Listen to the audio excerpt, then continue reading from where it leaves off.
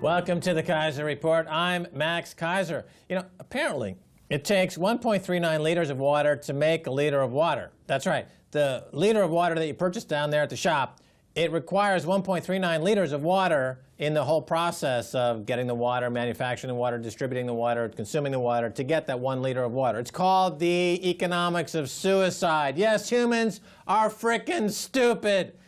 But even that's not as idiotic as when we try to create 1 unit of GDP growth.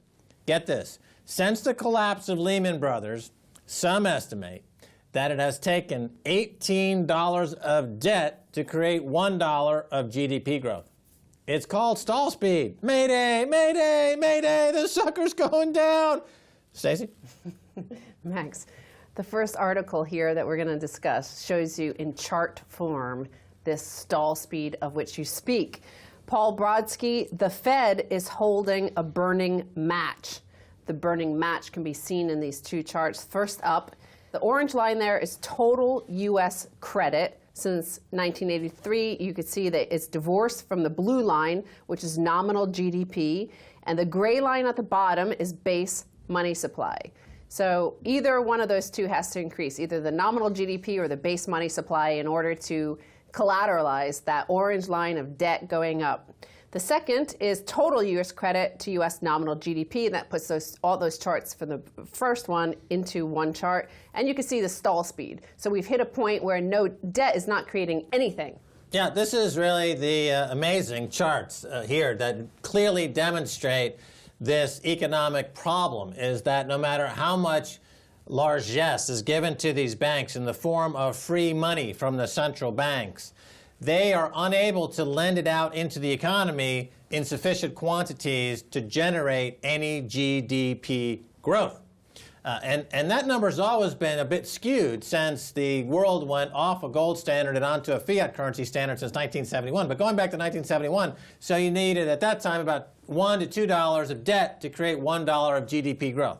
Then right before the crisis of 2008, it required $7 of debt to create $1 of GDP growth. Then the reaction to the crisis in 2008 was to flood the world with debt, and they flooded the world with $18 worth of debt per $1 of GDP growth, which is to say that they don't get any GDP growth at all, really, but they just keep flooding the system with debt, and that debt is suppressing GDP growth. The money creation, as I've said on this show many times before, the money printing is creating a net effect of deflation. That's what GDP collapse is all about. Sure, some prices are going up, but not as fast as the implosion of the banks, the shadow banks, the zombie banks are causing this stall speed, as you point out, stall speed, and when they hit stall speed, you're up there at 30,000 feet or what have you, and then boom, it's down to gravity, takes effect. What do you do when you hit stall speed if you're the head of an empire or the head of the Central Bank of the United States, the Federal Reserve Bank? What do? Well, if you can't grow the economy, on principle, they're against that anyway, right? They're against people having any sort of wealth of their own. So they've got to steal it, don't they? Because the fundamental disconnect today is unnatural clearing levels, prices of goods, services, and assets that do not reflect society's sustainable needs, wants, and preferences. So over time, the natural cycle of an economy is that prices will decline. But in a finance-based economy, central banks and heads of state don't like that. They want always inflation. So you see global monetary authorities have sought price stability, which in practice implies the need for constant price inflation to offset what would otherwise be naturally occurring price deflation. Indeed, price stability has become a bipartisan, socially acceptable euphemism for consistent policy-administered credit and price inflation, functionally the diminution of a currency's purchasing power.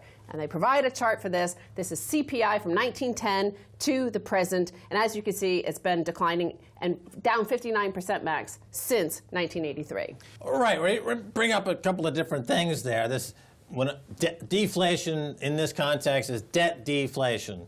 The idea that the government can print money to create inflation is an attempt to try to inflate debt away. That's their intention. But that's not happening. In fact, it's exacerbating the debt accumulation. The more money they print, they're not getting the inflation that they hoped they would get that would diminish the debt. Actually, they're increasing the debt load. The debt load is going higher, both in nominal and in real terms, because GDP, as we're pointing out, is also shrinking. So debt as a percentage of GDP is going higher. Debt in nominal terms is going higher.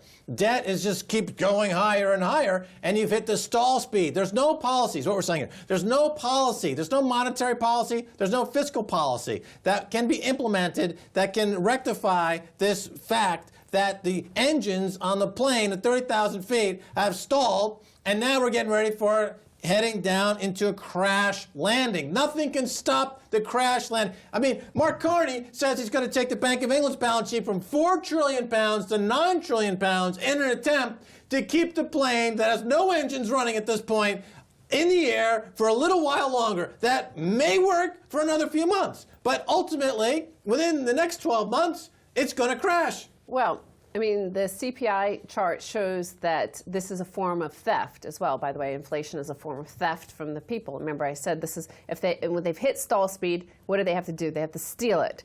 So as they point out here, the rate of currency dilution has exceeded the rate of production growth. So by every single trick, every single idea they could come up with, they're losing. They're falling further behind.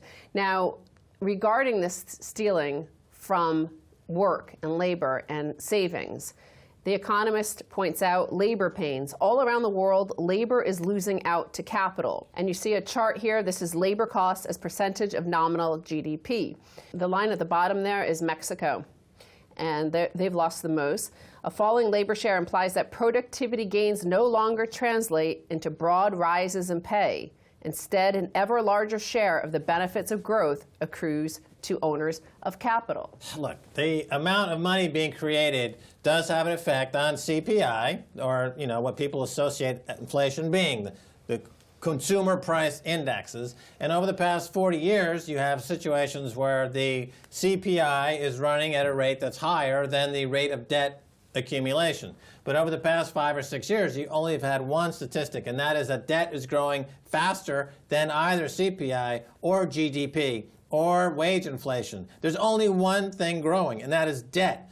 And this is rare throughout the history of America and the United Kingdom. Very rarely, I would say probably never, in the history of these two countries have you had a straight 7 years now of debt and money printing accumulation that hasn't generated any uptick in GDP at all. And remember, when the UK and the US say that their GDP is positive, it's because they're understating that inflation number. If they use the actual inflation number of stuff that people actually buy day to day, food and energy, it would be negative right now. Well, they're counting the increase in debt. They're just counting debt as GDP at this point. And from that first chart I showed you, you saw that the debt credit is rising, but it's doing nothing at all to nominal GDP. It's doing nothing. I want to just recap this for a second. What we're saying here is that this is a rare situation in the U.S. economy, and it's being replicated around the world, that the debt is skyrocketing,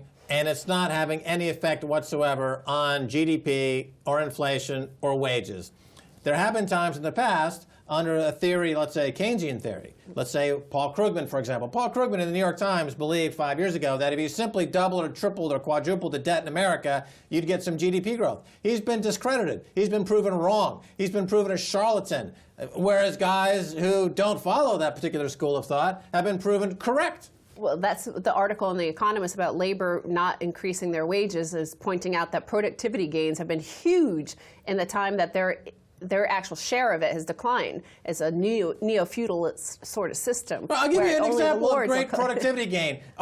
Paying prisoners $1 a day to do 8 or 10 or 12 hours of work per day. They're the most productive workers in America, are the prison population. And the policymakers in Washington want to turn the whole population into a prison population. And then they can say, look, they're so productive. We only pay them $1 a day. And look at all these license plates that they get to stamp. Ho-ho! They're telemarketing and getting people to buy, lotto tickets and go to the casinos and blow their wad of cash. They're so productive.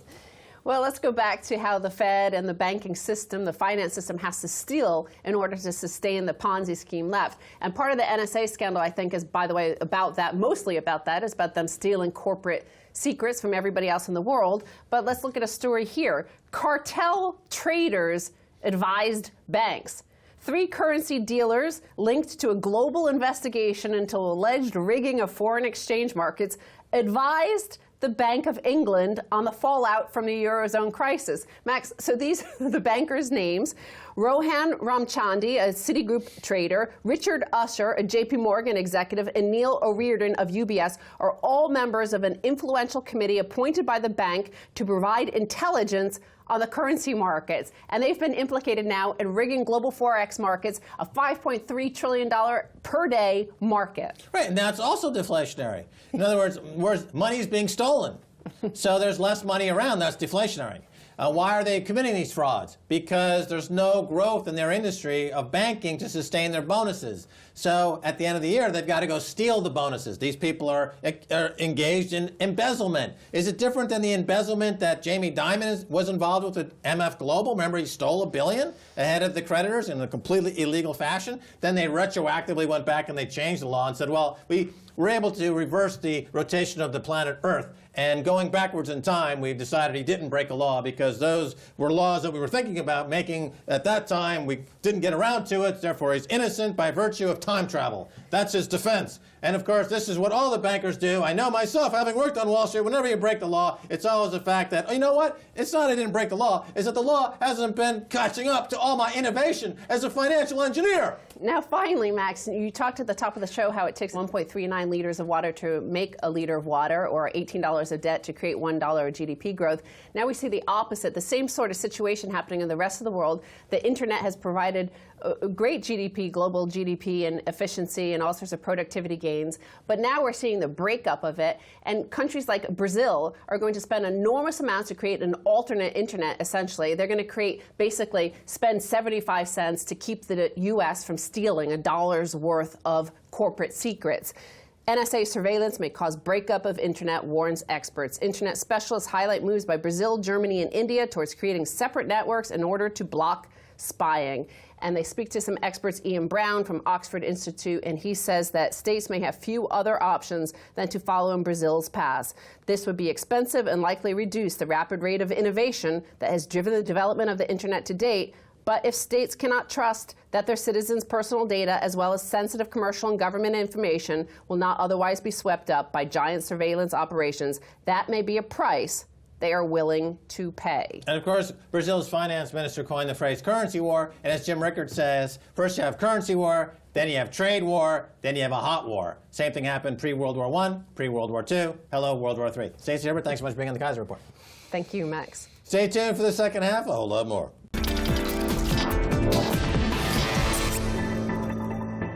Welcome back to the Kaiser Report. I'm Max Kaiser. Time now to go to Los Angeles and speak with Wolf Richter of TestosteronePit.com. Wolf, welcome back to the Kaiser Report.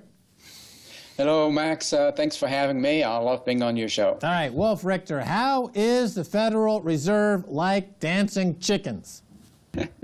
Well, that story goes back to a movie called Pure Country, where two characters, the main character Dusty and his buddy, were talking. And so Buddy was telling the story about a guy whose thing was to get chickens to dance at a carnival. And come to find out, he had one hand on the stage and the other hand on the burner, and heating up the stage. And when the feet got so hot that they couldn't stand it anymore, they started dancing. Yeah, I remember back in Times Square, back in the 1970s, they used to have dancing chickens in the outside on the street in these little kiosks, and it worked on an electric hot plate. You put in a quarter, and the electricity would go through into the feet of the chicken, and they would start dancing. But you're saying that the dancing chicken syndrome applies to the Federal Reserve Bank. I assume what you're saying is that they just got to keep feeding it more quarters. They got to keep printing more money. They got to keep this chicken dancing.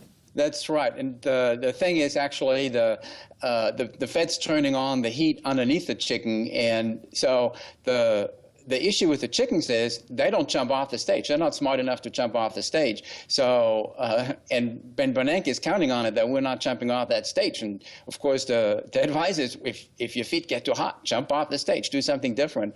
And so Ben Bernanke, with his CERP policies and his full effort to reduce interest rates long and short term to near zero, has made life very miserable for a lot of people that depend on it. that depend on yield income for many life